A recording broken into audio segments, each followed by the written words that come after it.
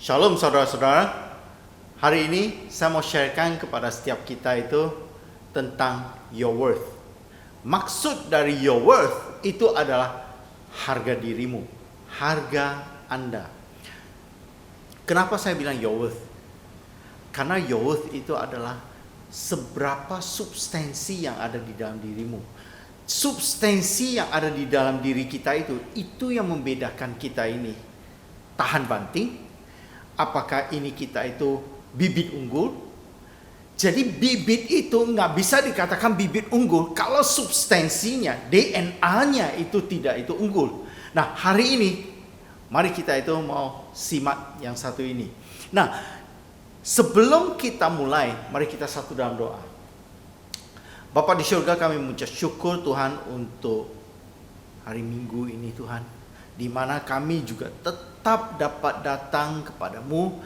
Kami tetap melalui web ini, melalui YouTube, melalui apapun media ini, kami tetap dapat menyembah, kami tetap dapat menerima siraman benih firman-Mu yang akan membuat kami bertumbuh, berbuah 30, 60, 100 kali lipat bagi kemuliaan kerajaan-Mu.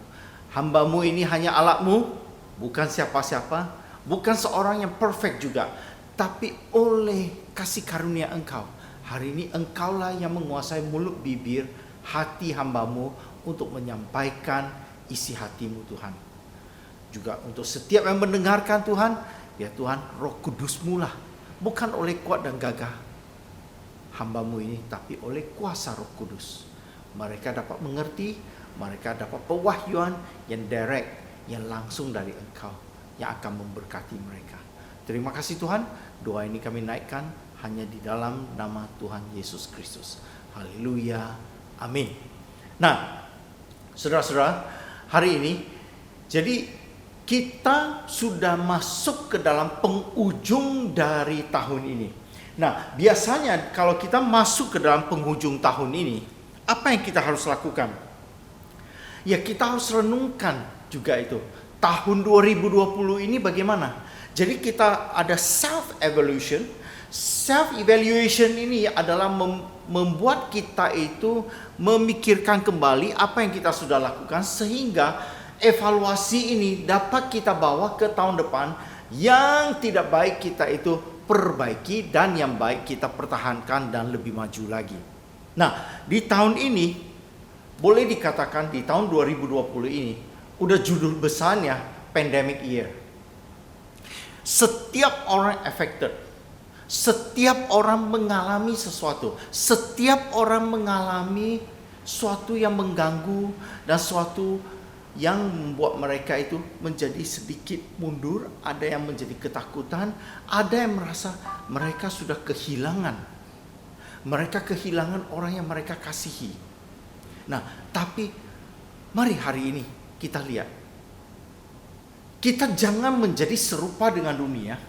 Semua obstacles ini, semua yang membuat kita itu menarik kita dari itu, dari ada yang sakit, ada yang secara finansial tertekan, ada yang melihat masa depannya itu sepertinya sudah mulai suram, ada yang merasa kesehatannya menurun, ada yang merasa ketakutan anaknya bagaimana dan sebagainya. Banyak sekali pertimbangan yang tahun ini yang akan kita bawa ke tahun depan. Tapi hari ini saya mau ajak saudara-saudara untuk melihat satu janji Allah bagi kita. Mari kita buka di 2 Korintus 1 ayat yang ke-20 sampai yang ke-22. Demikian firman Tuhan. Sebab Kristus adalah ya bagi semua janji Allah, itulah sebabnya oleh Dia kita mengatakan amin, untuk memuliakan Allah. Sebab Dia yang telah meneguhkan kami bersama-sama dengan kamu di dalam Kristus adalah Allah yang telah mengurapi, memateraikan tanda miliknya atas kita, dan yang memberikan Roh Kudus di dalam hati kita sebagai jaminan dari semua yang telah disediakan untuk kita. Nah, firman Tuhan ini mengatakan apa itu? bahwa janji Tuhan di dalam Kristus adalah iya. It's there. Dalam bahasa Inggris ya, di dalam 2 Korintus 1 ayat yang ke-20 sampai 22, demikian firman Tuhan dalam bahasa Inggris. For no matter how many promises God has made, they are yes in Christ, and so through Him the Amen is spoken by us to the glory of God. Now it is God who make both us and you stand firm in Christ. He anointed us, set His seal of ownership on us, and put His Spirit in our heart as a deposit, guaranteeing what is to come. Saya ulang lagi, guaranteeing what is to come. Jadi ini adalah garansinya Tuhan. Di dalam Tuhan, Natal ini adalah wujud bahwa Yesus sudah lahir. Jadi bukan Natal ini hanya untuk kita happy, bukan hanya itu celebration for Christian, tapi ini adalah suatu wujud untuk mengingatkan setiap kita apapun yang kita alami, khususnya yang tahun ini yang pandemi, banyak yang kehilangan ini, kehilangan itu, khawatir ini, khawatir itu. Ada yang mungkin kehilangan orang yang dia kasihi. Tapi hari ini, datang Natal ini adalah suatu peringatan buat kita bahwa Yesus sudah lahir, Sang Pengharapan itu sudah lahir, Sang Iya, janji Allah itu sudah lahir. Di dalam Tuhan, apapun yang kita alami, kadang-kadang kita itu merasa itu, kayaknya saya udah gak mampu, kayaknya saya itu sudah gak ada semangat lagi, kayaknya itu hari ini, kayaknya itu harapan saya udah putus, sepertinya saya sudah tidak ada harapan, sepertinya sudah tidak ada jalan keluar. Tapi saya beritahu kepada saudara-saudara hari ini, justru itulah kita perlu Tuhan. Justru itulah kita perlu diingatkan di dalam Natal ini, bahwa dalam Yesus ada pengharapan. Natal adalah suatu hari di mana orang yang berdosa, hakikatnya adalah di neraka. Hakikat orang yang berdosa itu adalah dibuang dan mati. Tapi hari ini yang mati sudah dapat dihidupkan karena ada harapan. Dan di karya salibnya, yang lemah menjadi kuat, yang ketakutan hari ini menjadi berani, yang tadinya sudah merasa mau mati tapi hari ini hidup kembali. Natal ini mari kita itu menyematkan, memberi semangat yang baru buat setiap kita lagi. Mari kita bangkit dengan semangat yang baru, karena harapan itu sudah lahir. Dan justru disinilah ditentukan dan dipisahkan ilalang atau gandum, tembaga atau emas. Tembaga dan emas kalau dalam bentuk aslinya hampir mirip warnanya, kekuning-kuningan. Tapi kapan ya kita bisa tahu? Adalah ketika dibakar di dalam tungku ini. Ketika dibakar belum sampai akhir tahun, meleleh sudah itu tembaga. Tapi emas terus. Nah, hari ini sama. Kita kadang-kadang bisa kelihatan seperti orang yang beragama, orang yang bertuhan, yang beriman. Tapi apa yang membedakan kita dengan yang lain?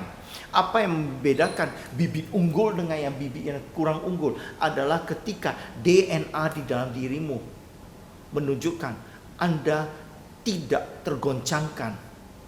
Ketika semua tergoncang, Anda tidak tergoncangkan. Apa yang tidak tergoncangkan? Imanmu. Your faith. Your trust in God. Kita punya iman, kita punya suatu yang kita bisa harapkan, yaitu janji Allah yang iya dan amin itu. Saudara-saudara, hari ini mari kita itu terus direnungkan. Iya dan amin. Iya dan amin. Dan saya mau beri satu tips itu. Tips yang pertama hari ini adalah itu. Apapun yang terjadi di tahun ini, saya nggak tahu saudara mengalami apa. Saya mengalami banyak sekali. Perusahaan itu goncang. Keuangan goncang. Dan kekhawatiran goncang. Mulai lihat orang sekeliling saya, wah, yang tadinya saya semangat sekali, berani sekali, tapi mulai lihat, orang-orang yang dekat dengan saya udah mulai ada yang pasang ventilator, ada yang udah kena dan terbaring, terkapar di ICU, membuat saya mulai khawatir. Tapi hari ini ketika saya mendapat firman ini, itu saya bagikan ini bukan hanya untuk saudara-saudara, tapi untuk saya sendiri juga. Nah, ada yang nomor satu, don't blame God, jangan salahkan Tuhan. Ada yang mulai katakan, Tuhan kalau benar engkau baik, kenapa pandemi ini terjadi? Wah, ditanyakan begitu. Kan semua harus seizin Tuhan. Iya, memang.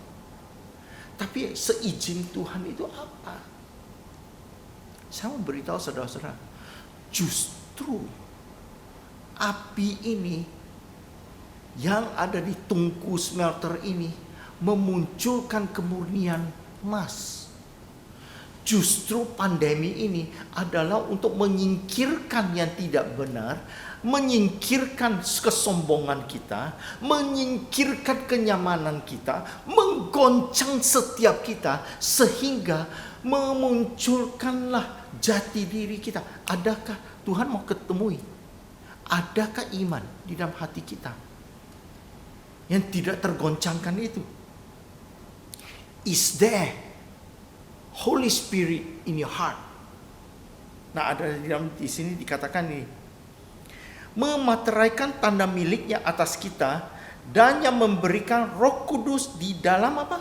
Hati kita sebagai jaminan dan semua yang telah disediakan untuk kita. Nah, jadi dalam pandemi ini kita justru menjadi orang yang percaya, harus tahu inilah waktunya.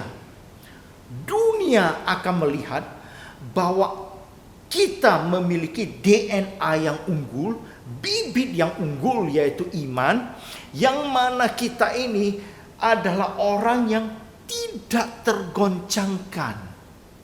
Karena kenapa? Bukan karena kita lebih hebat, bukan karena kita staminanya bisa lari lebih jauh, bukan karena kita ini udah dilahirkan strong. No, it's because you have got Jesus.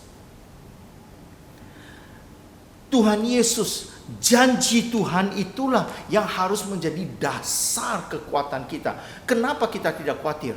Karena kita tahu kalau kita menjadi orang yang sekalipun kita sedang digoncangkan, tapi kalau kita stay, hold on to Jesus, hold on to God, pasti ada jalan keluar. Sama seperti Musa. Ketika dia di tepi laut itu, dia lihat nggak ada jalan keluar lagi. Tapi karena dia itu tetap pegang teguh kepada Tuhan. Sekalipun orang di belakangnya, pengikutnya udah mulai itu mengatakan bahwa ini Musa ini ganti Musa, ganti. Nah, tapi ini disuruh turun, tapi malah dia itu yang dia lakukan apa itu? Bukan promosi, pilih aku, enggak. Dia datang ke Tuhan. Ketika dia datang ke Tuhan, apa yang terjadi? Mukjizat terjadi. Terkagumlah, terkejutlah semua orang. Wow, sungguh orang ini adalah orang yang diurapi Tuhan. Justru kita ini ketika kita digoncang ini, kita menjadi orang percaya. Kita harus jangan ikut-ikut menyalahkan Tuhan. Ikut-ikut dia itu mencari apa yang ada di luar, mencari berita, mencari apa kata para ekonom untuk ke depan, mencari apa kata dokter untuk kesehatan kita. Yang paling utama itu nggak ada salahnya. Istri saya juga tiap hari kasih vitamin, kasih kunyit, kasih jahe, madu, minum sampai sebelum keluar rumah udah keringatan karena ya jahe itu panas. Tapi gini, semua itu bagus, tapi yang jauh lebih bagus dari itu adalah cari wajah Tuhan. That's my second point. First point, don't blame God. Because God is good. God is good all the time. And all the time, God is good. Jadi apapun yang terjadi, itu adalah supaya memunculkan Anda dan saya. Memperlihatkan bahwa kita ini bibit unggul. Itu yang nomor satu. Yang kedua, cari wajah Tuhan. Nggak ada hal lain lagi. Makanya dikatakan demikian itu. Dikatakan tanda miliknya atas kita dan yang memberikan Roh Kudus di dalam hati kita sebagai jaminan. Nah, bagaimana Roh Kudus itu bisa ada di dalam hati kita? Bukan dari nonton Netflix, bukan dari nonton drakor, tapi yang dilakukan apa? Pagi-pagi, mau nggak kita itu datang doa? Roh Kuduslah yang akan menuntun kita, memberi kita ketenangan, memberi kita itu suatu itu pengharapan dan menyadarkan bahwa dalam Tuhan ada jalan keluar. Saat ku tak melihat jalanmu, saat ku tak mengerti rencanamu, namun tetap ku pegang janjimu, pengharapanku hanya padamu. Apa kata selanjutnya? Hatiku percaya,